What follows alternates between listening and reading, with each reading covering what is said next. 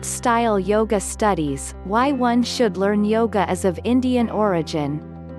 Its history goes back to the pre-Vedic era. The four Vedas are the most old writings of India. Yoga was found referenced in the Vedas, inferring that its history is more established than Vedas. Back then, it was a guide for otherworldly upliftment. On examination of the prior yogic treatises, yogic kriyas methods were utilized for self-improvement and not for well-being improvement. Yoga is rehearsed overall at this point. It is being utilized as an arrangement of physical exercise. To address psychosomatic ailments like pressure, sorrow, hypertension and other well-being related maladies, yogic kriyas are being utilized.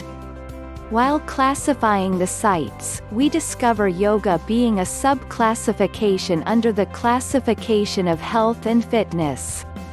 Plainly, it turned into a well-being related theme.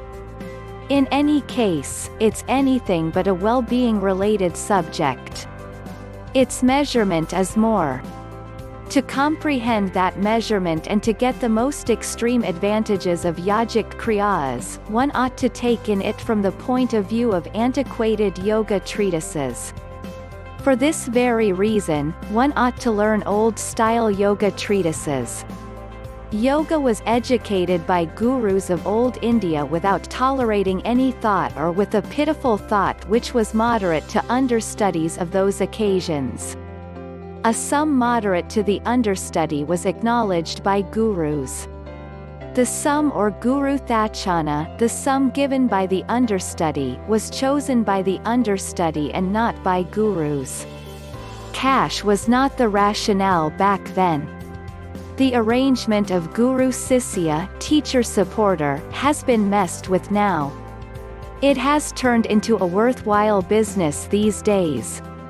Yoga has been standardized, which was not the case before. The pioneer of the foundation is the guru, and he won't ever go down the learning that he has.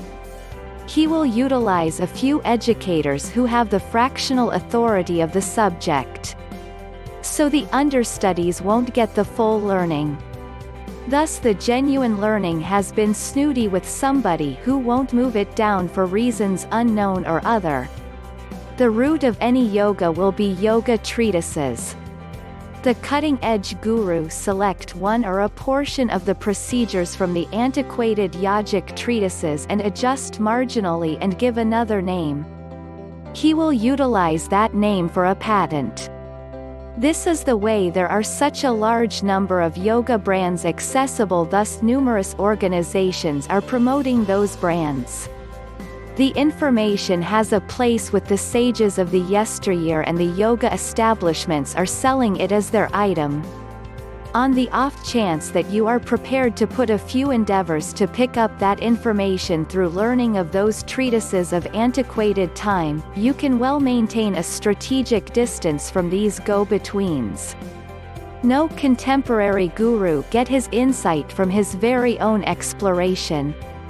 On the off chance that at all he does any examination, that discoveries are identified with the advantages doing a kriya of the previous time. There are a large number of yoga procedures accessible in the sacred texts. One's lifetime isn't sufficient to learn and rehearse them all.